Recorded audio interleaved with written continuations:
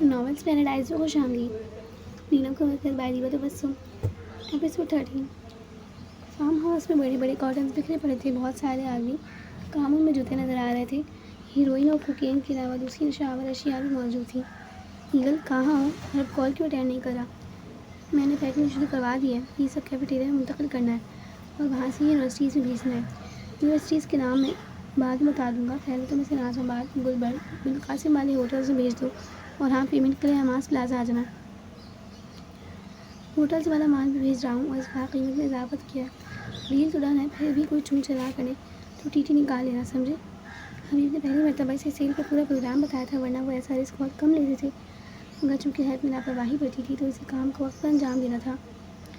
ہم اپنا سارا کام مکمل کر کے اب کیفے ہی جا رہا ہے، بلکہ پہنچ گیا ہے. اب یہیں ہوگا. ہم پوچھ لیتا ہے اس سے کہ آپ کو خبر کیوں نہیں کیا. ایگل تیز تیز بول رہا تھا. شاید سیڑھیاں چڑھ رہا تھا. حبیب نے یہی محسوس کیا ہے وہ وہاں. حبیب نے لمبی خاموشی کے بعد دریافت کیا. دوسری جانب ایگل نے تالا کھول کر کیفے کے پچھلے کمرے میں قدم رکھا. تم بول کیوں نہیں رہے ایگل؟ حبیب نے جھنجھلاتے ہوئے پوچھا.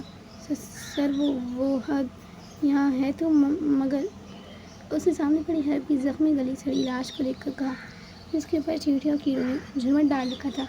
اس کا بس چلتا تو ہرب کی لاش کو اٹھا کر لے جاتے. یہ کوئی ہارر مووی کا سین نہیں، ایک حقیقت تھی جس کا سامنا کرنا کسی عام شخص کے بس کی بات نہیں تھی. اس وقت ہرب کی لاش کی جو حالت تھی اس سے گھینی کی جا سکتی تھی. مگر کیا؟ حبیب کو کسی انہونی کا احساس ہوا تھا. ہرب کی لاش پڑی ہے اس وقت ہماری آنکھوں کے سامنے. ایگل نے آہستہ آہستہ کہتے حبیب کے پیروں سے زمین کھسکا دی. کیا کہہ رہے ہو تم؟ وہ تقریباً چلایا تھا. دو گالیاں بھی غصے میں اس کے منہ سے نکلی تھیں. سر وہ مر چکا ہے. کیڑے اس کی لاش کے ساتھ چپکے پڑے ہیں. ایگل اب بھی بول رہا تھا جبکہ حبیب سن کھڑا تھا. فارم ہاؤس کے لان میں ہر طرف کام جاری تھا، مگر اس کے آس پاس سناٹے تھے. ان کی ٹرائنگل ٹیم کی ایک سائٹ ختم ہو چکی تھی، مگر درحقیقت یہ خبر بھارت کے کسی بم بلاسٹ سے کم نہ تھی. تو کیا ان کی کامیابی ابھی مکمل ہونے سے پہلے ہی ڈوب گئی تھی؟ رات کی تاریکی بڑھتی جا رہی تھی. آسمان سے یا چادر اوڑھے اندھیرا پھیل جانے کی سر کوشش کر رہا تھا، مگر شوال کا باریک چاند بھی اسے مار دینے کو سرگرداں تھا. تارے بھی اپنے محتاط کے اولیغ تھے. تبھی ہر ممکنہ کوشش کے باوجود ہلکی ہلکی روشنی آسمان کے سینے سے ٹوٹتی زمین پر چمک رہی تھی. وہ مدہوش کی نیند سو رہا تھا، جیسے ننھے بچے پیٹ بھر جانے پر میٹھی نیند کی آغوش میں سو جاتے ہیں. اس کے سرہانے پر سفید گلابی رنگ کی ڈائری کھلی پڑی تھی.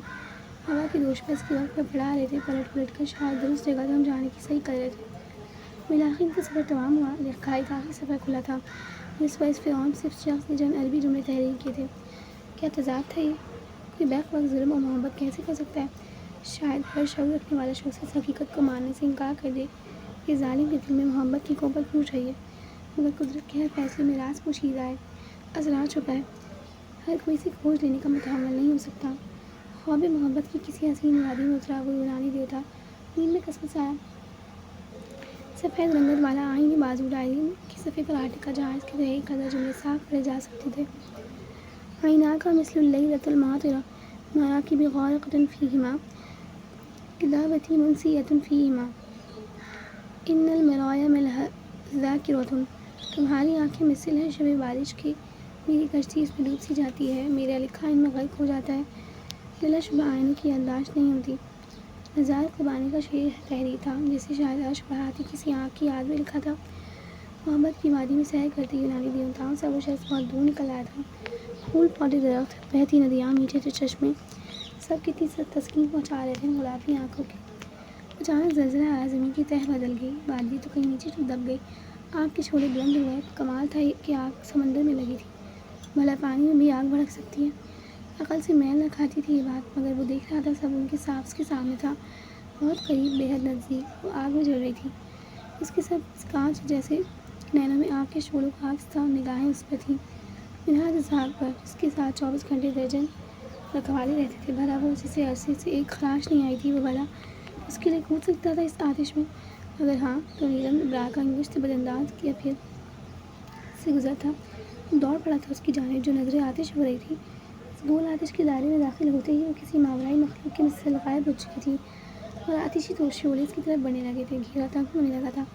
اسے پسینے آنے لگے تھے. سفید رنگ چہرہ آگ کے بھڑکنے پر سرخ ہونے لگا. ہر راستہ بند تھا. آگ ہی آگ، شعلے ہی شعلے. آہ! اس کی آواز کافی بلند تھی اور ہڑبڑا کر اٹھا تھا. 5-6 गार्ड्स तेज़ी से अंदर दाखिल हुए। 2 स्लाइड विंडो से और बक़िया दरवाजे से मिनहाज का पूरा चेहरा एसी की तेज़ कूलिंग हुई पसीने से तर था।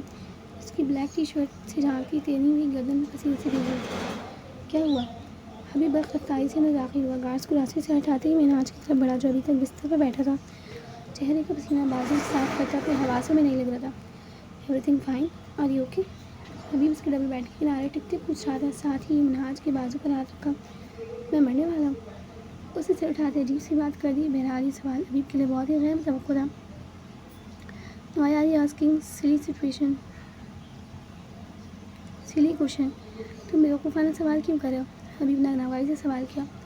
मैं उसके जाने के बाद से पागल सा हो गया हूँ। मेरे आवाज़ सांस छोड़ने लगे हैं। बस वो याद है, वो आँखें नज़र आती हैं, वो फरियादी आवाज़ सुनाई देती है, वो लफ्ज़ महसूस होता है। हबीब उसके ओट का फिर बेड से नीचे उतर गया और आँखों में दोनों हाथों में अपना सर थाम लिया। वो शदीद इज़्तिराब के आलम में था। फिर दोबारा सिलसिला कलाम जुड़ा। उसके अलावा मेरी याददाश्त, बसीरत, समात, महसूस हादसा फना हो गए। ऐसा लगता है कोई सेहत हो गया हो जिसे मसरूर कर लिया गया है मुझे। उंगलियां बालों में फंसाए हालत दिमागी में बोला, you are not in your senses. तो अपने हवासों में नहीं हूँ। हबीब तासुब से कहा, हाँ मैं नहीं हूँ अपने होश हवास में, मैं अपने आप में नहीं हूँ। और अगर मेरी जगह कोई और होता तो वो भी सिर्फ किसी दीवाने का मुजाहरा कर रहा होगा। तो बेड पर टिके हबीब की जाने बढ़ा, उसके दोनों बाजू से थाम कर भड़कते हुए खड़ा किया। गार्ड हबीब के आते ही जा चुके थे। तुम बताओ ये शोला सा क्या है जो मेरे रखमन दिल को जलाए दे रहा है, जिसने मेरे नफ्स को निचोड़ कर रख दिया है। एक ऐसा मादा है जो तख्लीक आमेज़ लज्जत लिए मेरे रगों पे में उतर चले जा रहा है। मुझे बताओ। इसने हबीब को झंझोड़ा। मुझे बताओ ये किसके पर हैं जो शब की खामोशी में मेरे बिस्तर के गिर पर पड़ाते हैं और मेरी आँख खुल जाती है। उसका इंतज़ार करने लगता हूँ जिससे मैं नाश ना हूँ।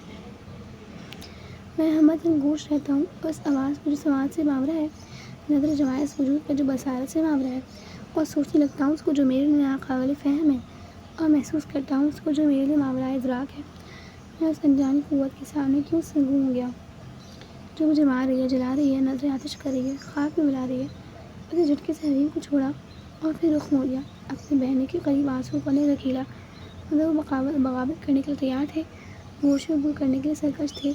उसी दम खड़े हबीब को बाजू से थामा और दरवाजे से बाहर छोड़ाया। तेज़ी से दरवाज़ा मुक़फ़ल कर दिया। फिर बेड काउंट से होती उसकी नज़र ऊपर गई। जहाँ कभी उसकी तस्वीर थी वहाँ कुछ घंटे पहले किसी और की तस्वीर लगा दी गई थी। बदामी साख वाली मोटी आंखों से आंसू बहकर गुलाबी आरस में तैरा था। होंठ अधकुरी से कलाम करने की ख्वाहिशमंद हो। नाक का अगला हिस्सा ऐसे सूखता है जैसे मरी या सवात बर्फ़ बारीकी मकामात पर असर लोगों का होता है। शहद रंग जुल्फ़ों के चन्नटे मैले सी रंगत को मात देते चेहरे की तराफ में बिखरी पड़ी थी। वो बेड पर खड़ा हो गया, इस लार्ज पिक्चर पर हाथ फेरने लगा। उसका हाथ आंखों तक तो ना गया, बस इस बहते आंसू को छू सका। फिर एक एक नक्श पर अंदर से हाथ रखे महसूस करने लगा। तुमने कभी समंदर को हरा देखा है? मैंने देखी एक चश्मे ऐसी भी। तुमने कभी याकूत को गदाज देखा है? मैंने देखे हैं 2 लव ऐसी भी। तुमने कभी रेशम से मलाइम शहर का छुआ है? मैंने महसूस किया है गेसू ऐसी भी।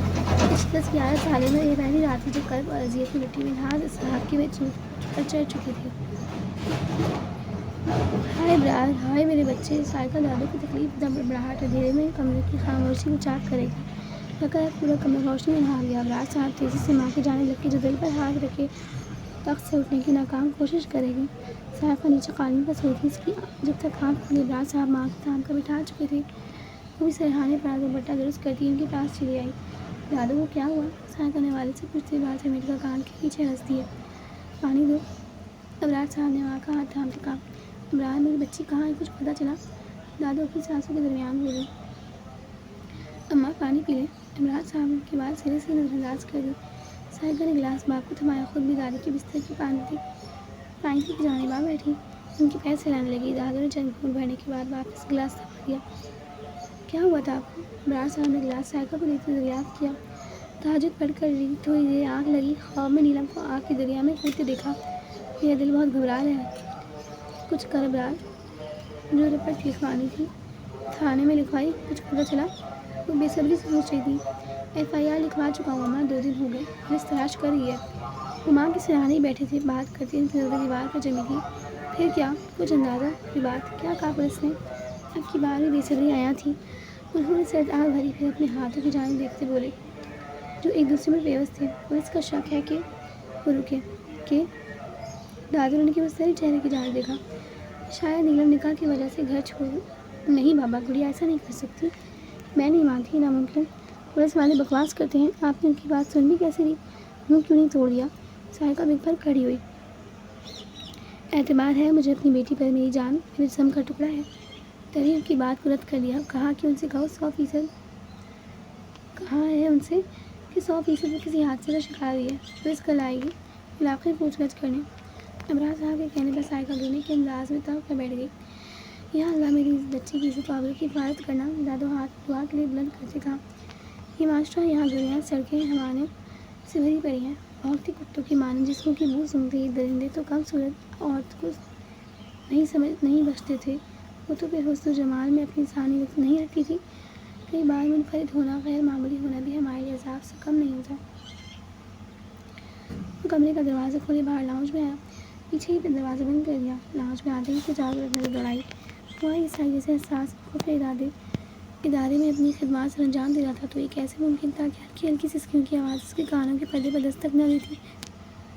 اسے 3 سیٹر صوفے کے ساتھ ٹیک لگائے نیچے بیٹھی گھٹنوں میں سر دیے اسے سکتی لڑکی نظر آئی. وہ پرسکون سانس کھینچ کر غازی رنگ کے کرتے کے بازو رول کرنے لگا. اس کی چوڑی ہتھیلی اس کے عمل کے دوران مزید چوڑی دکھائی دے رہی تھی.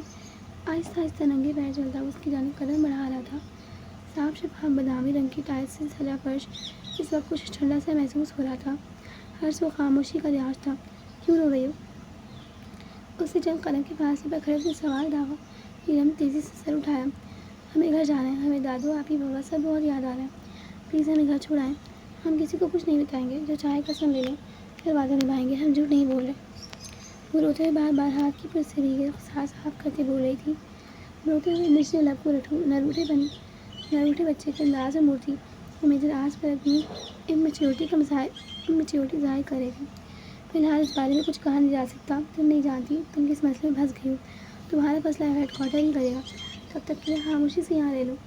پریشان ہونے کی کوئی بات نہیں. تم یہاں مکمل طور پر محفوظ ہو. ہاں، باہر نکلتی تمہارے ساتھ کیا کیا ہو سکتا ہے تمہیں اس کا اندازہ نہیں ہے.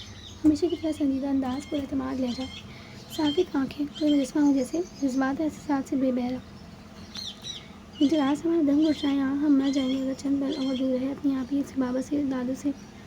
کھڑی ہوتی بولی اور ایک بار پھر رہتے آنسو صاف کیے. Shut up. میرے اتنے ضروری کام پڑے ہیں اور میں یہاں تمہارے ساتھ مغز ماری کر رہا ہوں. تمہارے اندر عقل نام کی کوئی چیز ہے کہ نہیں؟ اردو زبان سمجھ نہیں آتی کیا؟ کل تک میڈم مزے سے بے فکری کی نیند سو رہی تھی. محبت کے دعوے کرے گی. سب جاننے پر بزد تھی. اور اب گھر جانا ہے. وہ ایگل کی گیٹ اپ میں تھا. اسے معلوم کرنا تھا کہ رات کے اندھیرے میں اسلحے سے بھرے کارٹن کس ملک کو سپلائی کیے جا رہے ہیں اور یہاں یہ لڑکی اس کا وقت برباد کر رہی تھی. اس کا ایک ایک منٹ قیمتی تھا. تو جلدی سے ہمیں بتا دینا کہ آپ کون ہیں اور یہ سب کیا ہے. آپ کے اتنے روپ کیوں ہیں اور آپ اس جلا قسم انسان کو کیسے جانتے ہیں اور ڈرگ سپلائی کیوں کرتے ہیں اسٹوڈنٹس کو. اب وہ رونا بھول چکی تھی. اس کے لہجے میں تجسس کا عنصر نمایاں تھا. بس اپنے کام سے باہر جائے گا. باہر سے لاک کر جائے گا. شور وغیرہ میں مچانے کا کوئی فائدہ نہیں ہے. میں نے آس پاس کے لوگوں کو بتا دیا ہے کہ 2 دن پہلے اپنی ایک رشتہ دار لڑکی کو پنجاب سے علاج کے لیے لائے ہوں. پاگل پن کے دورے پر تھے. اسے اگر چلانے وغیرہ کی آوازیں آئیں تو پریشانی مکمل نہ ہو. اس نے پوچھا کیا تھا. وہ بتا کیا رہا تھا مگر جو اس نے بتایا تھا نیلم کو یقین کرنے میں دقت کا سامنا کرنا پڑا. جب تک وہ انہیں خاص پر یقین کر پائی تھی تب تک وہ جا چکا تھا. اسے مین گیٹ بند ہونے کی آواز نے چونکایا. مجھے پہلے ٹائیگر کی قید سے خوفزدہ تھی اور پھر میں رات کی قید میں ڈر کا شکار ہوئی تھی. میجر آج کی حقیقت جان لینے کے بعد کافی حد تک پرسکون ہو چکی تھی. اور وہ اسی بات کا تانا دے گیا تھا بلکہ محبت کا بھی. پہلا تانا کس کر مارا تھا. ایک طرف گھر والوں کی یاد تھی تو دوسری طرف سب جان لینے کا تجسس. اس بندے کی حقیقت سے آشنائی کی تمنا بھی اتنی ہی زور آور تھی جتنی اپنے اپنوں سے ملنے کی خواہش. ایگل اس وقت حبیب طلوع سحر کے وقت ایگل کو فارم ہاؤس میں داخل ہوتا دیکھ کر جھٹک گیا. اس کی اجازت پر گارڈز نے ایگل کو اندر آنے کا حکم جاری کر دیا. حبیب بنگلے میں ہی موجود لاؤنج کے گلاس ونڈو سے پردہ ہٹاتے خود کلامی کے انداز میں کہہ رہا تھا. پھر کھڑکی کا پردہ چھوڑ کر اپنی جگہ پر آ بیٹھا. پوری رات اس کی جاگتی گزری تھی. صابر بھی یہیں موجود تھا. ایجنٹ ونود کی موت. اس سے پہلے کہ صابر مزید کچھ کہتا اسے حبیب نے خاموش کر دیا اور پھر تیزی سے سامنے بڑے بوتل کھڑک کر گول کا اس میں موجود مشروب گلاس میں بھرنے لگا. شرٹ کے اوپری بٹن کھول کر گرنے کے انداز میں سقف پر بیٹھ گیا. اس کے ایک ہاتھ میں مشروب کا گلاس تھا. صابر نے بھی شیشے کا وائن گلاس چکھ لیا. وہ اپنے ساتھی کے اشارے سے ہی واقف تھا. ایگل کو شادہ دروازے کے درمیان کھڑا نشے میں حبیب کو دیکھنے لگا اور عید کے چاند کی مانند نظر آنے والے صابر کو بھی یہاں پا کر جھٹک گیا. آؤ ایگل آؤ. ابھی بھاری آواز میں ہاتھ سے اشارہ کرتے بولا۔ ایگل سے قدم آگے بڑھا۔ سر، ہم کو ہر کی موت کا بڑا افسوس ہے، اب اس کی ذمہ داری بھی ہم کو نبھانا ہے، تو ہم سوچ رہے ہیں کہ جامعہ جانے کا وقت نہیں ملے گا۔ تب اس بس پر حاضر ہوا۔ ہوٹلس کی ڈلیوری کا کام آج ہی ختم کر دے گا ہم۔ ایگل نے کھڑی کھڑک میں مخصوص لب و لہجے میں کہا۔ ہر مر گیا، میرا دوست مر گیا۔ اور پتہ ہے اسے کس سے مارا؟ ابھی بہکے قدم اٹھاتا اس کے پاس آ رکا، گرنے کے انداز میں اس کی سینے سے ٹکرایا۔ مجھے راز کے لیے بس اتنی نزدیکی بہت تھی، وہ جان کیا تھا کہ وہ قابل نشے میں ہے یا نشے میں ہونے کا ڈھونگ کر رہا ہے۔ سر حوصلہ کرو، ہمیں لگتا ہے کہ یونیورسٹی کی تنظیمی جھگڑے کی بغاوت مر رہا ہے۔ مرا ہے ہم سب کا بھیا۔ ایگل نے آنکھوں کی نم جوشی صاف کیے۔ ہر کو تو لگتا ہے لوٹا ہے کسی نے۔ اس کا بٹوا، اس کا خون سب غائب تھا۔ حبیب اس کے کندھے پر سر رکھے روتے آواز سے روتے بولا۔ صابر بھی غمگین نظر آ رہا تھا۔ میرے راز کی حس چوکننا ہو گئی تھی۔ سر، کسی نے مارنے کے بعد وہاں پھینکا ہے، ہم کو لگتا ہے کسی بچے نے مار کر پیسہ نہ دیا ہوگا اور جھگڑا ہوئے کیا ہوگا۔ حبیب کا کندھا سہلاتا بولا۔ لاش پر مٹی ڈال دی، یادوں پر نہیں ڈال پا رہا ایگل۔ حبیب آنکھیں رگڑتا اس سے دور ہو گیا۔ چلو تمہیں ٹرکوں کا بتا دوں۔ وہ اسی لیے باہر نکل گیا۔ ایگل نے ہلکا سا رخ موڑ کر صابر کو دیکھا جو اسے جاتے ہی تیزی سے وہ گواہی نکال کر اس پر مصروف ہو گیا تھا۔ یہاں تو بہت سا ٹرک کھڑا ہوتا تھا، ابھی تو صرف 3 ہے۔ ایگل نے فارم ہاؤس کے وسیع لان میں کھڑے 3 ٹرک کو دیکھا، پوچھا۔ یہ وہ ایک اسلحے والے ٹرک لے گیا؟ حبیب نے سرسری لہجے میں کہا، اسے ہدایات دینے لگا۔ ہاں، ہم کو سمجھ آ گیا، ایگل نے تاویداری سے کہا اور ٹرک لے کر نکل گیا۔ باہر نکلتے ہی اسے سب سے پہلے ایک ای میل ہیڈ کوارٹر سینڈ کی، جس میں میورک کے متعلق اطلاع دی کہ وہ اسلحے سے لیس ٹرک لے کر نکل چکا، اسلحہ ڈبوں میں بند ہے۔ پورا دن اس کام میں لگ گیا۔ مجھے یاد ہوٹل سے پہنچانے کے بعد آفیسرز کو اطلاع دی۔ اب آگے آرمی اور پولیس کا کام تھا، کس طرح کرنا تھا ایگل اس پر شک بھی نہ ہو اور گرفتاریاں بھی ہو جائیں، یہ آری بہتر جانتی تھی۔ اس کا کام محض جاسوسی کر کے اطلاعات فراہم کرنا تھا، کنفرم نیوز دینی تھی، اور کامیاب رہا۔ پیمنٹ لے کر جب ایماز پلازا پہنچا تو شام ہو گئی۔ ایماز نے عزت نہیں روم میں بلوا لیا۔ سننے میں آیا تھا کہ اس کی حالت کچھ خراب ہے۔ مجھے راز جانتا تھا محبت کا بخار ہے، شروع میں ہی شدت سے چڑھتا ہے۔ کمرے میں داخل ہوتے اس کی نظروں نے جو دیکھا اسے یقین نہیں آیا۔ کمرہ بہت کشادہ و وسیع تھا۔ میرے راز دروازے کے پاس ہی تو کھڑا تھا، مگر وہ لارج پکچر میں اداس چہرہ اس کی زیرک نظروں نے فوراً بھانپ لیا تھا۔ تبھی وہ غصے میں کھولتا فلیٹ پہنچا تھا۔ انس یقیناً پرانے محلے گیا تھا، آج پولیس نے علاقے میں پوچھ گچھ کرنے آنا تھا۔ انس بس اسی کام سے گیا تھا۔ انس کا صبح کا سارا وقت تو گارڈ کی وردی میں ایماز کے فارم ہاؤس کے چکر کاٹتے گزرتا تھا۔ ڈپلیکیٹ کیز کا استعمال کرتے لاک کھولا اور تیزی سے داخل ہوتے گیٹ لاک کر لیا۔ اتنے دن ہو گئے تھے اسے انہی نیٹ کے کپڑوں کو زیب تنگ کیے ہوئے۔ تبھی وہ بھات لے کر نکل رہی تھی جب روم کا دروازہ گھر سے کھلا۔ میرے راز عالم کے تیور کسی خیر کی خبر نہیں دے رہے تھے۔ اس کے جسم میں جلتے شراروں کو نیلم کی گولیاں اور ہوا دے رہی تھی۔ وہ اس کے بلیک ٹراؤزر کے ساتھ آف وائٹ کلر کا کرتا پہنے کھڑی تھی۔ کرتے کے بازو اتنے لمبے تھے کہ اس کے ہاتھوں کی انگلیاں 1 انچ تک نظر آ رہی تھیں۔ کرتا بے حد کھلا تھا، اس جیسی 2 اور سما جاتی۔ ٹراؤزر کے پائنٹیں موڑ کر بیچارے کو مشکل اپنے سائز کا بنایا تھا۔ ایک ہاتھ میں تولیہ تھا، دوسرے ہاتھ سے دائیں کندھے پر بکھری شہد رنگ بھیگے بالوں کو جھٹک کر پیچھے کیا جا رہا تھا، مگر میرے راز کے آتے اس کا ہاتھ ہوا میں ہی معلق رہ گیا۔ چہرے پر موجود شبنمی قطرے ایسے محسوس ہو رہے تھے گویا کھلے گلاب پر شبنم پڑ رہی ہو۔ وہ میں اسے بات نہیں سوچ رہی تھی۔ ٹاول کو مضبوطی سے تھامے اس نے خشک ہوتے گلے میں کانٹوں کی چبھن محسوس کی۔ وہ غصے کے عالم میں آگے بڑھا۔ دماغ میں دھاج کے گولے گونج رہے تھے تو آنکھوں کے سامنے لارج پکچر تھی۔ ڈونٹ سے کہ تمہیں محبت ہو گئی ہے حبیب، یہ دیکھو میرا دل دھڑکنے لگا ہے۔ ویڈیو ریکارڈنگ میرے راز کی آنکھوں کے سامنے چلنے لگی۔ کبھی وہ پکچر آ جاتی، وہ اس کے پاس آ کر رک گیا، ریوالور پینٹ کے پنڈی پاکٹ سے نکال لیا۔ نیلم نامحسوس طریقے سے پیچھے ہٹی تھی۔ ایماز تم سے محبت کرنے لگا ہے، تم اسے عزیز ہو گئی ہو، تمہاری تلاش میں زمین آسمان ایک کرنے کو سرگرداں ہے وہ۔ اس کے چہرے پر بلا کی سنجیدگی تھی۔ وہ اس کی اگلی بات کے منتظر تھی جب اس نے ہاتھ آگے بڑھا کر اسے اپنی جانب کھینچ لیا۔ نیلم کے منہ سے بے اختیار چیخ نکل گئی۔ اس کا بازو میرے راز کے سخت شکنجے میں جکڑا ہوا تھا۔ اس نے اپنا خون رکتا محسوس کیا، نظریں جھکی تھی بلکہ بہت بری طرح لرزنے لگی تھی۔ اس نے دور ہونا چاہا تو اس نے ایک اور جھٹکے سے مزید فاصلہ سمیٹ لیا۔ نیلم نے خوفزدہ ہوتے اس کے خطرناک تیور دیکھے۔ کتنی تکلیف ہوگی نا منہاج اسحاق کو اگر میں تمہاری چلتی سانسیں روکوں تو۔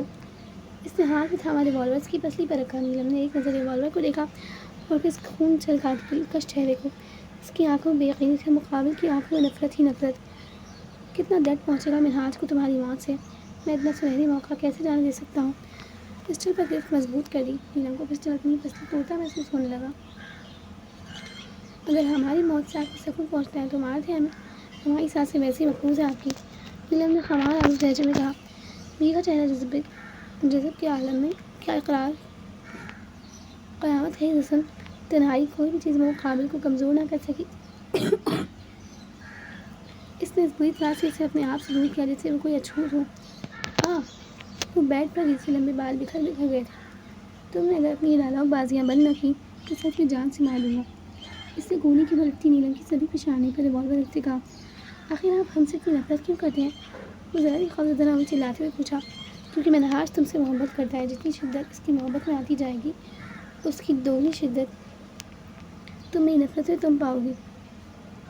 منہاج اضطراب کے بعد اگر مجھے دنیا میں کسی سے شدید نفرت محسوس ہوئی ہے تو وہ تم ہو نیلم ابرار، تم۔ اور نیلم ابرار نے اس لمحے زندگی پہلی بار قوت سماعت سے محروم ہو جانے کی دعا پوری شدت سے مانگی تھی۔ اس کی بے یقین آنکھیں غضب سے کیسے میچراس پر جمی تھیں۔ کیا ہوا؟ آپ اتنے غصے میں کیوں ہیں سر؟ انس ابھی روم میں داخل ہوا تھا۔ اس کی آواز پر میچراس نے رسٹر والا ہاتھ نیچے گرا لیا، پھر ایک قہر آلود نظرے سے حیرت زدہ حسین جسم پر ڈالتا باہر نکل گیا۔ انس نے بھی اس کی تقریر میں قدم بڑھا دیے۔ ہوا کیا ہے؟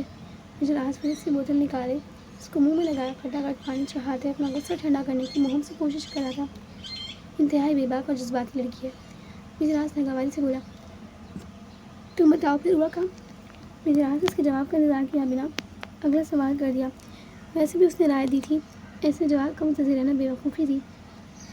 یہ دیکھو بہت پٹ کر آیا ہوں۔ ایجنٹ انس نے اپنی شرٹ کے اوپری بٹن کھول کر گردن دکھائی، جہاں انگلیوں پر نشان تھے، اور سینے پھول کر کے زخم دکھائے۔ بہت خراشیں آئی تھیں اسے، ہلکے ہلکے خون کے دھبے شرٹ پر بھی لگے تھے، گھٹنوں پر بھی لگی ہے۔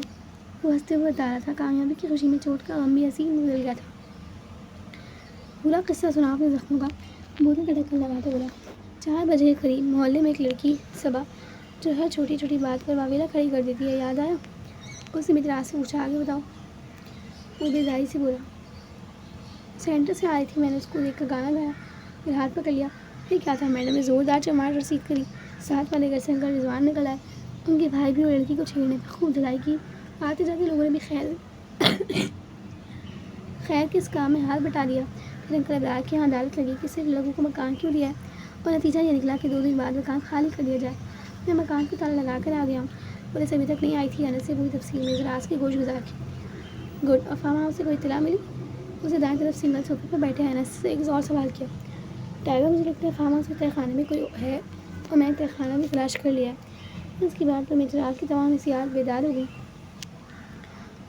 تو میپنگ کر کے بیسمنٹ کا راستہ بتاؤ، اندر تک جانا میرا کام ہے۔ میچراس کے چہرے پر گہری سوچ کے سائے تھے۔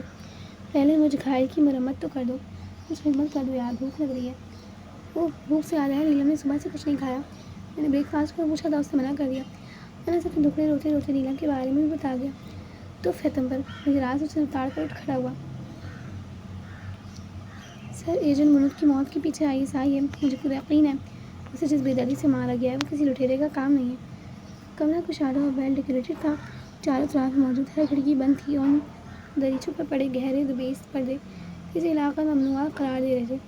بیڈ پر سیاہ رنگ کا بیگ کھلا پڑا تھا، اس میں سے لیپ ٹاپ نکال کر بیڈ پر رکھا گیا تھا،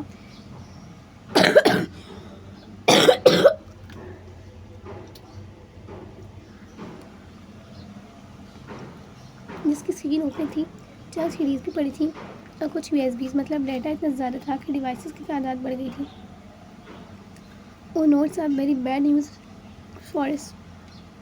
دوسری جانب موجودہ آفیسر نے افسوس کا برملا اظہار کیا تھا۔ ایجنٹ آکاش پاکستان کے موجود ترین ملٹری ہارڈ ویئرز کی GPS لوکیشن حاصل کرنے میں تقریباً کامیاب ہو گیا ہے۔ تمہیں سارا ڈیٹا لے کر بذریعہ سعودیہ بھارت پہنچنا ہے۔ ایجنٹ آکاش سے ہمارا رابطہ بالکل منقطع ہے، یہ انفارمیشن ایجنٹ ارجن کے تحت ہم تک پہنچی ہے۔ رو کے سربراہ نے اسے آگے کا لائحہ عمل سمجھایا۔ پاکستان کے وجود کو آج تک تسلیم نہ کرنے والا سیکولر ملک بھارت اپنی ناپاک عزائم کی کامیابی کے لیے سرتوڑ کوشش کر رہا تھا۔ سر، ایجنٹ ارجن کہاں ہے؟ اس نے محتاط انداز سے پوچھا۔ It's none of your business, سختی سے جواب دیا گیا۔ سر، میں اس سے کانٹیکٹ میں رہنا چاہتا ہوں، ہم اندھیری تباہ کر کے سکون سے بیٹھے ہیں۔ منہاج بھر کر گالی نکالی، کوشش کے دورے پڑ گئے ہیں، پاگل ہوا پڑا ہے۔ کراچی میں ہم نے سکون قائم ہے، لاہور خوشحال ہے، اگلے بلاس کا مشورہ دیا ہے ماس کو، مگر وہ نہ جانے کن چکر میں پڑ گیا ہے۔ ایجنٹ اجب کے تحت میں ایک دھماکہ کرنا چاہتا ہوں، کراچی کو تباہ و برباد کرنا ہے، جیسے 2008 میں ہمارا دہلی ہوا تھا۔ اس کے سینے میں آگ بھڑک رہی تھی۔ وہ را کا جانا مانا ایجنٹ تھا، تبھی تو اس کا کانٹیکٹ ڈائریکٹ ادارے کی سربراہ سے تھا۔ اس کی کوئی شواہد ابھی تک سامنے نہیں آئے۔ فی الحال ہمیں ملٹری ہارڈ ویئرز کے متعلق معلومات چاہیے۔ انہوں نے گویا بات ہی ختم کر دی۔ وہ اپنی چوتان میں کھا کر رہ گیا۔ میں سری لنکا 2007 میں سری لنکا نے پاکستان سے 50 ملین ڈالر اسلحہ خریدا تھا اور 2009 میں اور اضافہ کر کے 150 ملین ڈالر کا اسلحہ فراہم کیا۔ تامل ٹائگرز کا خاتمہ کر کے پاک فضائیہ کے پائلٹوں نے بہت بڑی دشمنی مول لی ہے۔ ان کے ہتھیار اب انہی کے خلاف استعمال کیے جائیں گے۔ میٹنگ کچھ وقت اور چلنی تھی۔ اب چونکہ مجراس عالم کا غصہ کافی حد تک اڑن چھوڑ گیا تھا تو وہ دوپہر کمرے میں داخل ہوا۔ اسے چینج کر لیا تھا، وہ اپنے آپ سے گلیے میں گھوم رہا تھا۔ نیلے ڈھالی شرٹ اور ٹراؤزر میں ملبوس نکھرا سا وہ نیلم کے سامنے آ کھڑا ہوا، جو وقت گزاری کو ایک کتاب کھولے دم دلچسپی سے پڑھ رہی تھی۔ آپ نے صبح سے کچھ کھایا کیوں نہیں ہے؟ اس نے اپنے مخصوص سنجیدہ انداز میں پوچھا۔ نیلم کا دل چاہا اس کو سر پھوڑ دے۔ جواباً وہ خاموش رہی جیسے کسی اور سے سوال کیا گیا۔ میں آپ سے کچھ پوچھ رہا ہوں۔ ٹائگر نے تحمل کا مظاہرہ کیا۔ ہمیں اپنے گھر جانا ہے اور کوئی دوسری بات نہیں کرنی آپ سے، وہ ہر جذبے سے عالی لہجے میں کہہ رہی تھی۔ کتاب سے چہرہ بس پل بھر کو اٹھایا تھا کہ کہیں نظر بے اختیار نہ ہو جائے۔ اور میں کہہ چکا ہوں کہ جب تک ہیڈ کوارٹر سے آپ کے بارے میں فیصلہ نہیں آ جاتا آپ یہی رہیں گی۔ ناگواری سے بولا۔ کون سا ہیڈ کوارٹر؟ اور جب ہم آپ سے نفرت کرتے ہیں، جب آپ ہم سے نفرت کرتے ہیں، آپ کی نظروں میں کھٹکتے ہیں تو کیوں روک رکھا ہے ہمیں؟ وہ تڑک کر اپنے اصلی لہجے میں سوال کر گئی۔ پہلی بات، اسٹور نے مجھ سے گفتگو کرنے سے پرہیز کریں، اور دوسری بات، میں آپ کے کسی سوال کا جواب دینے کا پابند نہیں ہوں۔ Mind it. اس نے انگلی اٹھا کر وارن کیا۔ وہ بیڈ سے نیچے اتر آئی۔ اتنی عزت سے مت مخاطب ہوا کریں ہم سے، تم کہہ کر پکار لیا کریں۔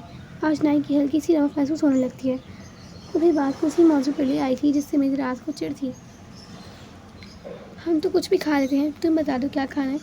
اتنی دیر بھوکا رہنا صحت کے لیے اچھا نہیں۔ مجراس نے بیڈ پر پڑی کتاب اٹھاتے کہا۔ وہ بات بدل گیا تھا۔ نیلم نے گہری سانس لی۔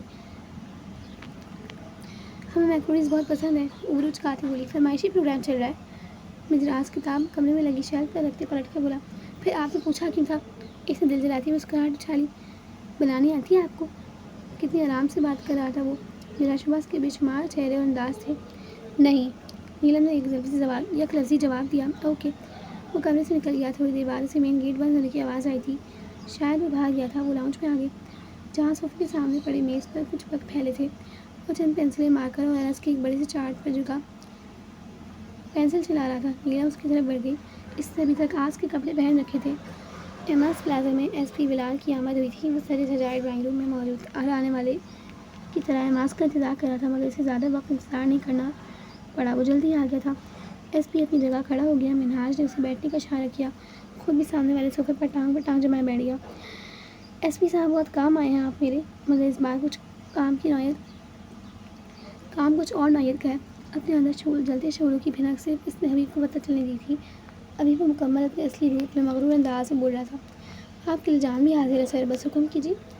خوش آمدید انداز۔ اس لڑکی کو تلاش کرنا ہے۔ منہاج نے ایک درمیانی سائز کی تصویر ایس پی بلال کو تھمائی۔ سر یہ تو کوئی انگریز لگ رہی ہے، وہ اس لمحات چھٹک کر اس حسن سے بھرپور لہجے چہرے کو دیکھنے کے بعد بولا، جس کا نقش حسین تھا، خلیہ خلیہ تعریف کا حقدار تھا۔ چہرہ دیکھتی اس کی یہ حالت کہ اگر وہ سامنے ہوتی تو شاید وہ حواس قابو نہ کر پاتا۔ نہیں، یہ انگریز نہیں ہے۔ منہاج نے اس کی بات کی تردید کی۔ سر، کوئی مخصوص علاقہ جس کے بارے میں کچھ شک ہو کہ یہ لڑکی وہاں مل سکتی ہے؟ اس کی بات پہ منہاج سیدھا بیٹھ گیا اور تھوڑا آگے کو جھکتے بولا، کراچی کا کونا کونا، گوشہ گوشہ چھان مارو، مجھے تمہاری طرف سے مایوسی کا سامنا نہ کرنا پڑے۔ اوکے؟ وہی سرد لہجہ جو مقابل کو سرتابہ خوف کی قید میں مقید کر دے۔ جی جی، ایس پی نے زور سے سر ہلا دیا۔ ٹھپ کی آواز پر اس نے گردن موڑ کر دیکھا۔ ٹائگر چند شاپر کے ساتھ داخل ہوا تھا۔ ریک کے پاس جوگرز اتارے تھے۔ نیلم نے اسے جوگرز پہنتے دیکھا تھا۔ شوز کا استعمال شاید وہ کم ہی کرتا تھا۔ میں نے اسے سر نہیں اٹھایا تھا۔ نیلم اس کے پاس ہی نیچے بیٹھی تھی۔ آج سامان کچن میں رکھ کر واپس آیا۔ تم یہاں کیا کر رہی ہو؟ انس، اس نے نیلم سے سوال کرتے انس کو پکارا۔ اس پکار میں کیا معنی پنہا تھی وہ بخوبی سمجھ گیا۔ ٹائگر سے کیا پتا؟ میں نے منایا۔ Whatever once, not safe, it's not safe. برہمی سے بولا تو انس نے نیلم کی جانب دیکھا۔ नीलम, तुम टाइगर के खाने में मदद कर दो जाओ। वो बचकाने वाले अंदाज से बोला। इसके नरम लहजे पर मेजर आज ताव खाते किचन की जाने बढ़ गया। इसे नीलम को बर्दाश्त करना था, मतलब अपनी बर्दाश्त का इम्तिहान लेना था। क्या लाए आप? वो इश्तियाक से पूछती सामान देखने लगी। मैक्रोनी का सामान देखकर उसका चेहरा चमक उठा। वाह, आपको पता है हमारी आप इतनी मज़े का और टेस्टी खाना बनाती है कि? उसकी बात बीच में ही थी जब वो शर्ट के स्लीव्स कोने तक फोल्ड करते बोला। पता है मुझे। इसने शॉपर से सामान निकाल कर काउंटर पर रखा। ओह, हम तो भूल ही गए थे कि आप मिजराज के साथ साथ टाइगर भी हैं। वो छलांग लगाकर काउंटर पर बैठ गई। मिजराज का हाथ पल भर को रुकाता फिर से मसरूफ हो गया। आप हर वक्त इतने ही सड़ो। मिजराज ने गर्दन उठाकर इसी जिन नज़रों से देखा। नीलम ने बात घुमाने में सेकंड लगाया। मतलब सीरियस रहते हैं? वो वापस जाली की टोकरी में ज़रूरत की सब्जियां इकट्ठी करने लगा। जी, यक लफ्ज़ी जवाब में पत्थर मार अंदाज में आया था। फिर वो सिंक की जानिब गया और सब्जियां धोने लगा। नीलम उसकी चौड़ी पुश्त को देखने लगी। नल बंद करके उल्टे टोकरी काउंटर पर रखने लगा। फिर सब्जी काटने को बोर्ड निकाला। ले लूँ? नीलम धुली सब्जियों में से गाजर और चिकते पूछा। मुझे आज ने कोई जवाब न दिया। वो गाजर दांतों से कतरने लगी। काउंटर खासा बड़ा था। वो खुले अंदाज में काम कर रहा था। हम आपकी हेल्प कर देते हैं, मगर हमें चाय के सिवा और कुछ नहीं बनाना था। वो मुँह बनाकर बोली। अंडा भी नहीं? मिजराज के मुँह से जल्दी में निकल गया। शॉक्ड होकर पूछा था इसने। बॉयल करना आता है? इसने फ़ख्र से बताया। कुछ नहीं हो सकता आपका। वो अफसोस का इजहार करता प्याज काट रहा था। टक टक की आवाज़ पैदा हो रही थी। आपको कैसे पता? मैं अच्छी तरह जान गया हूँ आपको, आप क्या हैं और क्या पोस्ट करती हैं। इसके लहजे की काट को नज़रअंदाज कर दी। हमारी आप ही से ज़्यादा ना कोई हमें समझता है ना ही जानता है। उसे बैठ रहा दिखाकर गाजर को सफ़ेद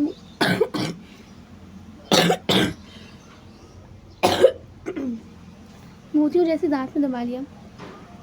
अच्छा। वो लंबी लंबी कटी शिमला मिर्च अब शीशे के गोल बाउल में डाल रहा था। नजर उठाकर इस लापरवाह सीना को देखना गोया हराम था। नीलम ने उसके मसरूक अंदाज को जल कर देखा था। वो कहती हैं इश्क इंसान को तजलील करके रख देता है। आम से लहजा था उसका। मिजराज की याकूती होठों पर तमसाखाना मुस्कुराहट से मिटाई। 99% दुरुस्त कहती हैं। वो तेज़ी से बोर्ड पर बड़े टमाटर को तेज़ धार चाकू से टुकड़े टुकड़े कर रहा था। अगली बात में 100% दुरुस्त कहती हैं। क्या? अब भी वो उसकी जानिब देखने से एतराज़ बरत रहा था।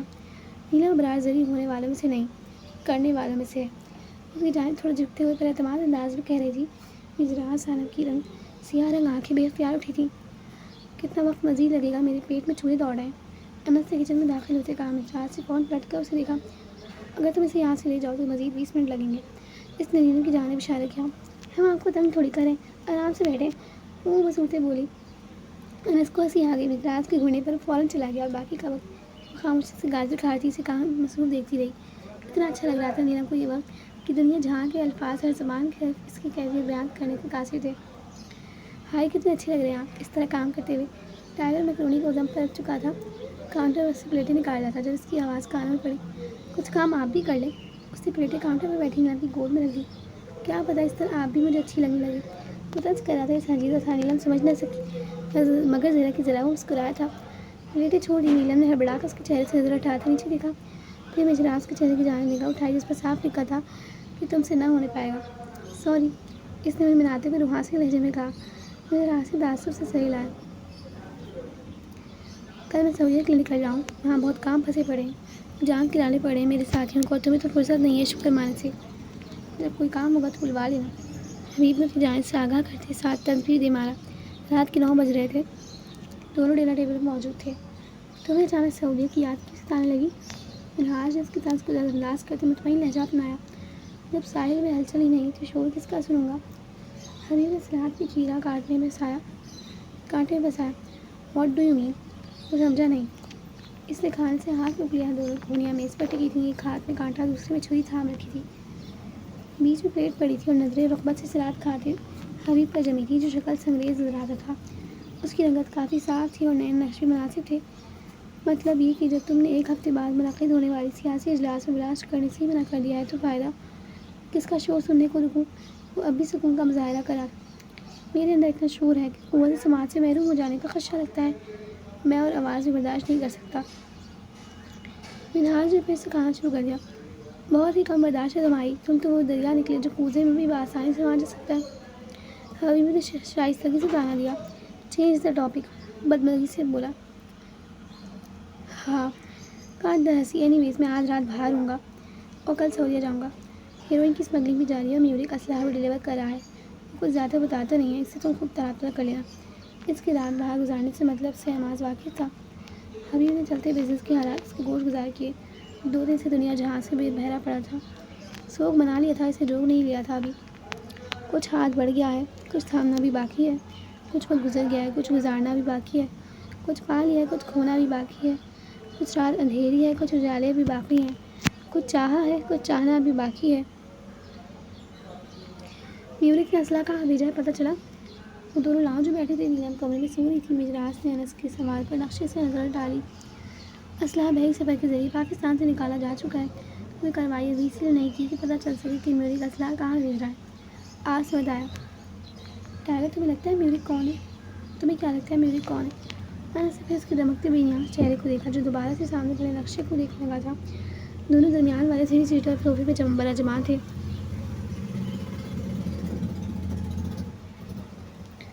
I'm 101% sure he is from CIA. وہ پر یقین تھا. چلو ہمارے ساتھی اس پر نظر رکھے ہوئے ہیں, پتہ لگ جائے گا. اور میں نے نیکسٹ رپورٹ بھی سینڈ کر دی ہے. ہیرو کے متعلق بھی لکھا ہے اور نیلم کے بارے میں بھی آگاہ کر دیا ہے. اب رپورٹ GIS کے بعد آرمی آفیسرز کو پریزنٹ کی جائے گی. میری غلطی پر سب کتنا برسیں گے. وہ افسردہ ہوا. تم نے نیلم کی تصویر بھی بھیجی ہے نا؟ مجھے رات سے سوال کیا. جو تم نے کہا تھا سب لکھ دیا. ایجنٹ ویو نے جو ایمیلے اور ایوا کی ویڈیوز بھیجی تھی وہ بھی ساتھ بھیجی تھی. الماس بھی اور ہرب کا سیل فون بھی. اس نے مزید بتایا. اور حبیب کی جانب سے خدشہ بھی ظاہر کر دیا میں نے. بس 12 بجے تک انفارمیشن مل جائے گی. ہرب کے سیل میں موجود ڈیٹا شاید ہمارے کوئی کام آ جائے. اگر ڈائریکٹ پاسورڈ کھولے تو ڈیٹا اڑ جائے گا. اس سلسلے میں وہ ہیکرز کے ہاتھ میں دیا ہے. مجھے آج ابھی انفارمیشن شیئر کی. مجھے کیوں لگتا ہے انس کی کڑیوں سے کڑیاں مل رہی ہیں. امریکہ, سعودیہ, افغانستان, بھارت, ان سب کی خفیہ ایجنسیاں بذریعہ منہاج پاکستان میں گھس گئی ہیں. آخر کو بلوچستان میں تربیت دیے جانے والے دہشت گردوں کو افغانستان کیوں بھیجا گیا؟ CIA کے ایجنٹ افغانستان میں ڈیرے ڈالے ہوئے ہیں. افغانستان طالبان نے سے ان کی ٹکر اب تو میڈیا کی بھی زینت بنی پڑی ہے. اور ایک اطلاع کے مطابق سعودیہ نے افغانستان میں $15 کا اسلحہ بھیجا ہے. ہو سکتا ہے افغان طالبان کے استعمال میں آئے. چند دنوں میں پہلے ہی تو ISI کے ہیڈ کوارٹر میں اس کی میٹنگ پاک آرمی میں لیفٹیننٹ جنرل, جو اب ISI کے ڈائریکٹر جنرل کے عہدے پر فائز ہو گئے تھے, سے ہوئی ہے.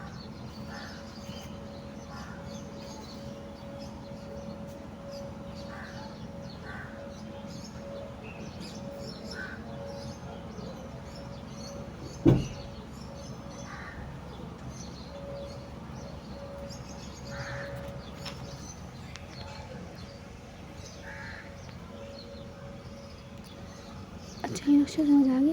انس نے پوچھا. ہاں آ گیا. اس پر آج ہی کام کر لیتا, مگر مجھے انتظار ہے ہیڈ کوارٹر سے آنے والی کال کا. اسی وقت کال آئی تھی. مجھے رات سے فون بلوٹوتھ ایئر فون کان میں سیٹ کیا.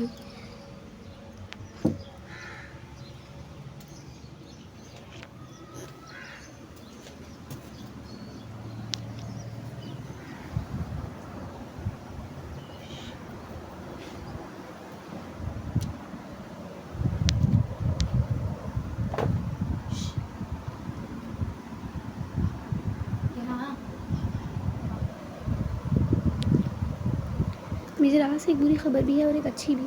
ایک ایجنٹ ہی جانتا ہے جب بری خبر کا لفظ استعمال کیا جائے تو اس کے دل پر کیا گزرتی ہے. Tell me quickly officer.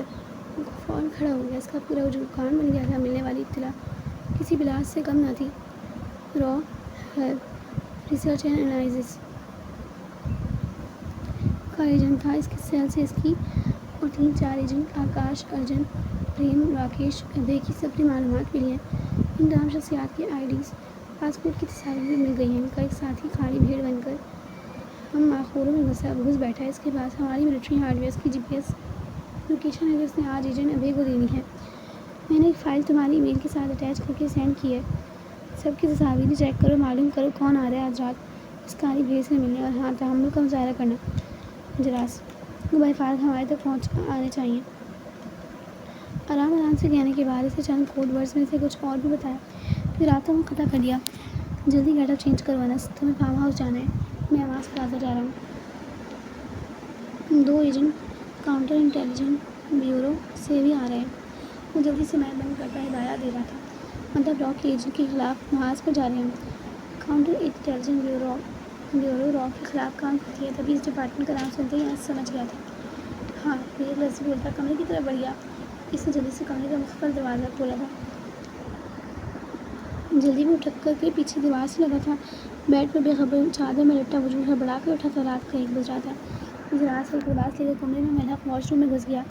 جب وہ واپس آیا تو اس نے وائٹ کلر کی بغیر شکنوں کی شرٹ زیب تن کی ہوئی تھی، ساتھ ڈارک براؤن ٹائٹ جینس، بازوؤں کے بٹن کھلے تھے، بال کشادہ بچھانی پر بکھرے پڑے تھے۔ وہ غضب ڈھا رہا تھا اس حلیے میں۔ کبھی محسوس کیا ہے کہ تیز دھاری آری کے نیچے کلیجی کے ٹکڑے کو اترتے؟ بالکل یہی حالت نیلم کی تھی۔ وہ اسے نظر انداز کیا سلیوز فولڈ کر رہا تھا۔ بیڈ کے کنارے سے ڈارک کیرمل رنگ کا کوٹ نکال رکھا تھا، پھر میرر کے سامنے جا کھڑا ہوا۔ پاس ایک چھوٹی سی الماری تھی، اس کو کھول کر اس نے جانے کیا نکالا تھا۔ نیلم کی جانب اس کی پشت تھی۔ تقریباً 7 منٹ بعد وہ پلٹا۔ نیلم دم رہ گئی۔ اس کی آنکھیں سنہری رنگ کی پکڑ چکی تھیں اور بال بھی اسی رنگ کے تھے۔ اس نے ہیزر ویکس استعمال کی تھی، شاید ایک کان میں چھوٹا سا ٹاپس تھا۔ برانڈڈ گھڑی۔ وہ کوٹ اٹھانے جھکا۔ جب نظر بے اختیار نیلم میں پڑی، وہ اس کی نظروں سے انجان بن رہا تھا، پر تھا نہیں۔ Am ready. انس اندر داخل ہوا۔ گارڈ کی انگلی میں تھا وہ۔ اوکے، دیکھو کھار آئی؟ اس نے انس کو آرڈر دیا۔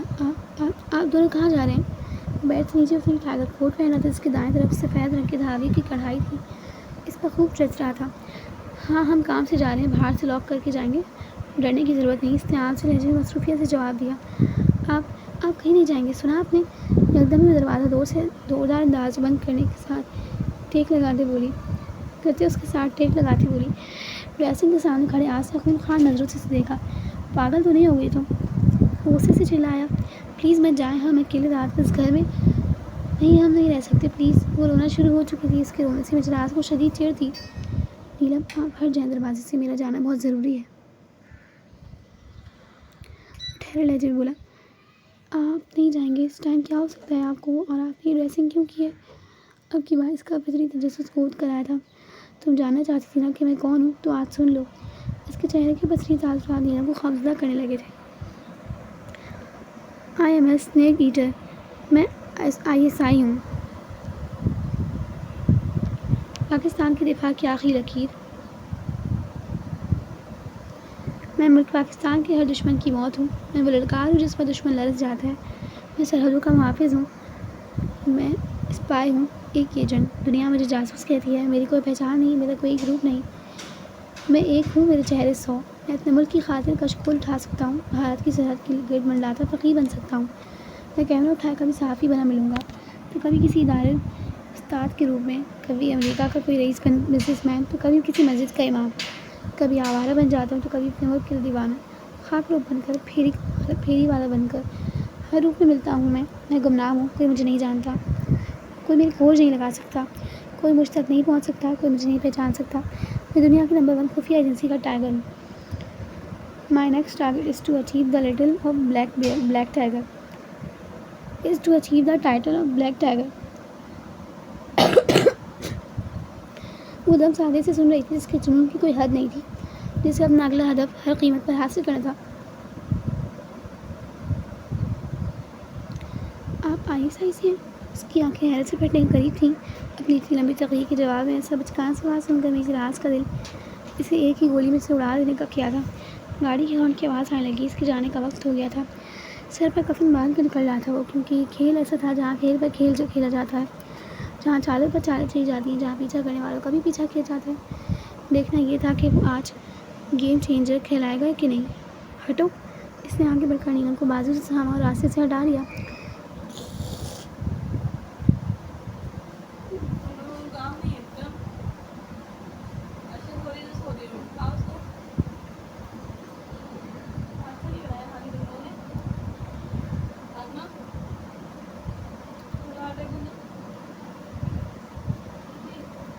دروازہ کھول کر وہ ایسے ہی اپنے راستے صاف کرتا تھا۔ دروازہ کھول کر باہر نکل چکا تھا۔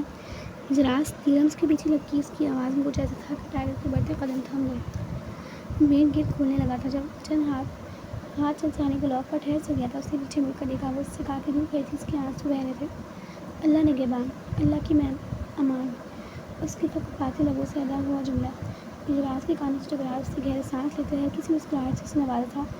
اور یہ منظر زینب کے دل کے نہایت خانوں میں قید ہو گیا تھا۔ پھر وہ پلٹ گیا، چلا گیا اور وہ وہیں کھڑی رہ گئی۔ اب کی بار سے کالی رات کی گہری تنہائی سے خوف نہیں آ رہا تھا، اب اسے صرف اسے کھو دینے سے خوف آ رہا تھا۔ اسے کبھی پایا ہی نہیں تھا۔ نیچے شاندار کار کے پاس کھڑا انس اس کا منتظر تھا۔ مجراس کی آنکھیں، اس نے کار کو ڈور اوپن کیا۔ مجراس نے ڈرائیونگ سیٹ کے ساتھ اپنی سیٹ سنبھالی۔ ایجنٹ انس دوسری جانب سے گھوم کر آیا اور کار اسٹارٹ کرنے لگا۔ آپ نے ڈیش بورڈ پر پڑا لیپ ٹاپ اٹھایا جو سائز میں کچھ چھوٹا تھا۔ ٹچ اسکرین لیپ ٹاپ پر مجراس کی انگلیاں تیز سے چل رہی تھیں۔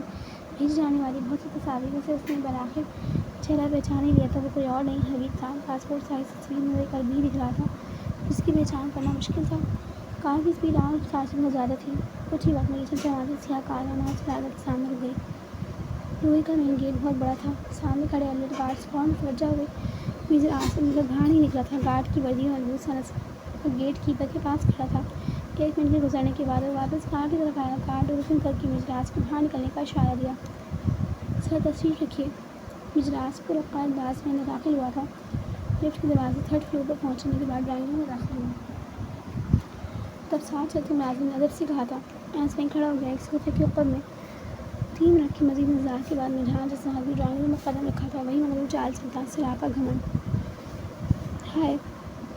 مجراس نے اپنی جگہ سے اٹھتے کہا۔ مسافر کے لیے ہاتھ بھی بڑھا دیا۔ جس نے آواز دی پھر کو تھامتے اسے بیٹھنے کا اشارہ دیا۔ خود بھی سامنے والے صوفے پر ٹانگ پر ٹانگ چڑھائے بیٹھ گیا۔ اس سلسلے میں ملنا تھا آپ کو حبیب سے۔ اعمال سے بغیر تمہید باندھے بات شروع کی۔ وہ ایسا ہی تھا، اس طرح بولنے والا۔ حبیب اپنی بیگ میں سے مکر گیا۔ He is not a Saudi guy, he is from secret agency of Pakistan. مجراس کا انداز ایسا تھا کہ اگر مجراس کی جگہ کوئی اور ہوتا تو اس کی بات کو 100% درست جانتا۔ آخر کو اتنی پراعتماد انداز تھا اس کا۔ ہاں، انس کا طنزیہ کہہ کر ڈرائنگ روم کی دیوار سے ٹکرایا تھا۔ What a joke! پھر ضبط کرتا تھوڑا آگے کو جھکا۔ Good try but try again. اس کا انداز مذاق اڑاتا تھا۔ I know it's unbelievable for you, but I have a proof۔ مجراس کا یہی نہیں لہجہ بھی انگریزوں والا تھا۔ اتنی شائستگی سے انگریزی بول رہا تھا جیسے کبھی اردو یا کوئی اور زبان سے الفاظ اس کے منہ سے کم ہی ادا ہوئے ہوں۔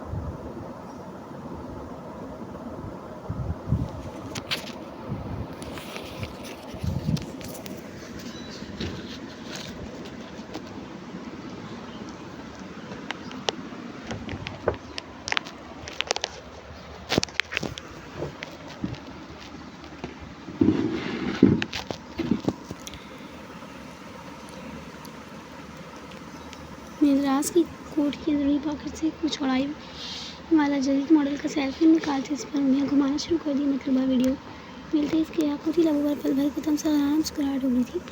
انس آگے بڑھا اور سیل فون نیزر کے ہاتھ سے لے کر انہاج کی جانب بڑھایا۔ ویڈیو میں حبیب رات کے اندھیرے میں ایک سنسان قدرے ویران علاقے میں کھڑا کسی کا منتظر ہے۔ پھر ایک شخص کے ہاتھ ہی وہ کالے رنگ کا چمڑے کا بیگ سے لے لیتا ہے۔ میں ویڈیو ختم ہو جاتی ہے. یہ کیا مطلب تم کیسے کہہ سکتے ہو اتنے وسوسے سے کہ اس بیگ میں میرے خلاف ثبوت ہے؟ ناز کا اندازہ کچھ ریسرچ سے تھا. میرا مقصد تمہیں آگاہ کرنا تھا کیونکہ حبیب اور میر ڈاکی ہوئی تھی. ہیرو کے کیس میں الجھن لوگ پھنسوانے کے لیے مجھے حبیب کی مدد درکار تھی. مگر اس نے الٹا گیم کھیلا, میرے خلاف کیس کر دیا کہ میں ہیروئنس بدل کرتا ہوں. اینی ویز میرا انتقام پورا ہوا. تمہیں کوئی تصدیق کرنی ہو تو شوق سے کر لینا. مجھے آج کے اسٹیشن کا ایڈریس بتا دیا, اپنا سیل فون نمبر اور نام بھی. Thanks for your precious time. آپ کی قیمتی وقت کا شکریہ. وہ کھڑا ہو چکا تھا, سیل فون واپس لینے کو ہاتھ بڑھایا. منہاج کی نظر اس کے چہرے کی جانب اٹھی. اس کی ایسی رنگت تھی کہ جیسے سورج کی روشنی میں سونا چمکتا ہے. میں سیل فون سے بلوٹوتھ کے ذریعے ویڈیو اپنا محفوظ کہتے سیل فون سے واپس لوٹا دیا. میں تصدیق ضرور کروں گا. اگر تمہاری بات میں ذرا سا بھی جھوٹ ہوا تو تم احماس کے شکنجے سے بچ نہیں پاؤ گے. احماس نے کہا نہیں بولا تھا. مجھے راحت سے پینٹ کی پاکٹس میں ہاتھ ڈالتے نظر نیچے کی. سر بھی ہلکا سا جھک گیا تھا. پھر جب اس نے سر اٹھایا تو وہ مسکرا رہا تھا. احماس کو اس کی مسکراہٹ کچھ کہتی, کچھ جتاتی محسوس ہوئی, مگر کیا یہ وہ خود بھی نہیں جانتا تھا. سو وی ول میٹ اگین. مزراج کا لہجہ بھی مسکراتا ہوا تھا, جیسے وہ کسی بچے کی خوفزدہ صورت پر مسکرا رہا ہو. احماس خاموش اور الجھی نظروں سے اسے جاتا ہوا دیکھ رہا تھا. اب اس کا رخ حبیب کے کمرے کی جانب تھا. میجر آس اور انس لمبی سی راہداری سے گزرتے لفٹ کی جانب بڑھ رہے تھے. لفٹ کا دروازہ کھلا. اندر سے نکلنے والے 2 سیکورٹی گارڈ مزراج کو دیکھ کر ہلکا سے مسکرائے تھے. نظروں ہی نظروں میں اچانک ان جملوں کا تبادلہ ہوا تھا. پھر وہ لفٹ سے باہر نکل آئے, جبکہ مزراج اور انس کلف میں سوار ہو کر واپس چل پڑے.